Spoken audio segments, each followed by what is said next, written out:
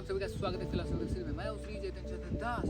तो बहुत लोग पूछते हैं कि इस्कॉन या कोई भी संस्था है, रिलीजियस ऑर्गेनाइजेशन में इतने सारे साधु होते हैं, संत होते हैं, जो ब्रह्मचारी होते हैं, सन्यासी होते हैं, तो किसी का अगर पतन हो जाता है, कोई भक्ति छोड़ के चला जाता है किसी भी कारण की वजह से, अगर कोई जाता है तो लोग बहुत बिविल्डर हो जाते हैं, सोचते हैं कि इतना बड़ा व्यक्ति भक्ति छोड़ के चला गया, उसका पतन हो गया, कुछ गलत कार्य किए, कुछ पाप कार्य किए, तो उनका पूरा विश्वास ही सभी साधु संत के प्रति उड़ जाता है, भगवान के प्रति विश्वास उड़ जाता है। तो ऐसा बहुत बार होता है, कोई एक व्यक्ति जो है उसका भी पोजीशन बहुत ऊंचा है, उसका अगर पतन हो जाता है तो लोगों को लगता है कि सारे लोग ऐसे ही है और उनका पूरा जो विश्वास है, जो साधु संत सारे साधु के ऊपर से विश्वास चला जाता है। और ऐसा हुआ है हिस्ट्री में और ऐसा होता भी है।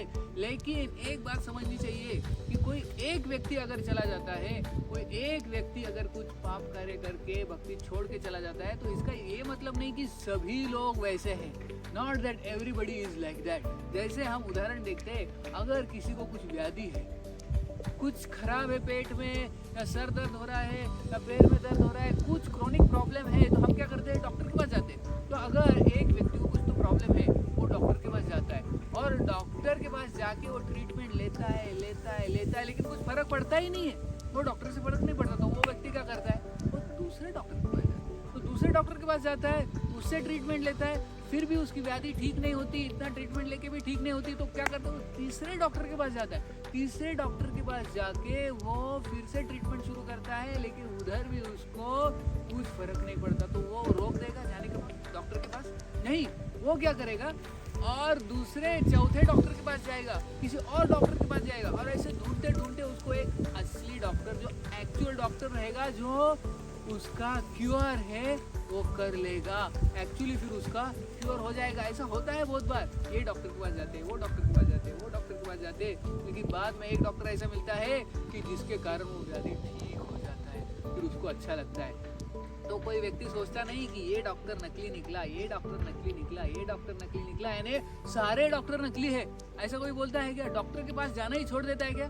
नहीं, हम डॉक्टर के पास जाते हैं क्योंकि हमको व्याधि ठीक करनी है। तो उसी तरह कोई साधु है, कोई संत है जो ऐसे भगवे कपड़े पहनता है और उसने कुछ गलत कार्य किया, कुछ पाप कार्य किया, वो भक्ति छोड़ के चला गया, तो इसका ये मतलब नहीं कि हमें मंदिर जाना ही बंद करना चाहिए, साधु संतों से मिलना बंद करना चाहिए क्योंकि सभी लोग ऐसे हैं। ऐसा नहीं, एक आधा डॉक्टर या कुछ डॉक्टर ऐसे होंगे, लेकिन असली डॉक्टर भी होते हैं। Good doctors are also there. There are fake doctors, they are called quacks, and there are real doctors also.